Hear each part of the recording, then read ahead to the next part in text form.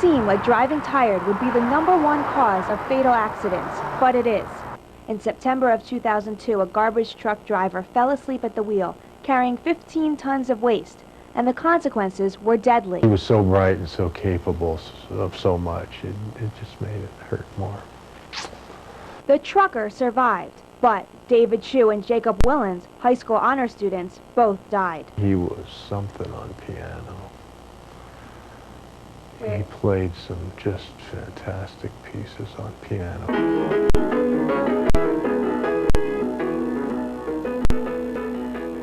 He could have done anything, you know, he could have changed the world.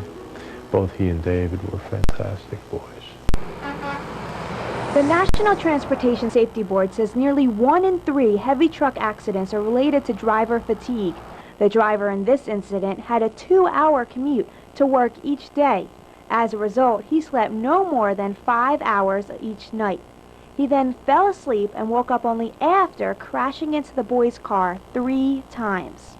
A recent National Sleep Foundation poll shows that 6 out of 10 adult drivers say they've driven while drowsy, and more than a third admit to actually falling asleep at the wheel. But the consequences with truckers are often worse, simply because of their industry's added pressures. You never know what the road conditions are, you never know what the traffic's going to be like, you don't know what the weather's going to be like, and that's a big factor in a lot of this. Drivers face these delays on a regular basis, but many of the truckers we talked with said they'll often skimp on sleep to deliver their goods on time. It's tough because there's a lot of times they don't give you enough time to make your runs, and you get like 3 hours here, 4 hours there. You start seeing funny stuff like, you know, pink elephants or ghosts flying in front of your windshield. In addition to uncontrollable delays, dispatchers like Davis keep their drivers in motion. We keep them running. I'm not going to say that I don't push my drivers, I do push them. If I know it's something that can be done in a certain amount of time. Davis says more runs bring in more money,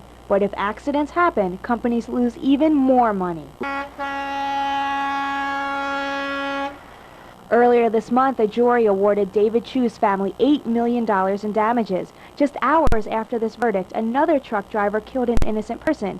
This trucker had been driving all night for 16 hours, 5 more than the federal limit. There are more deaths from fatigue on the highways than there are from drunk drivers.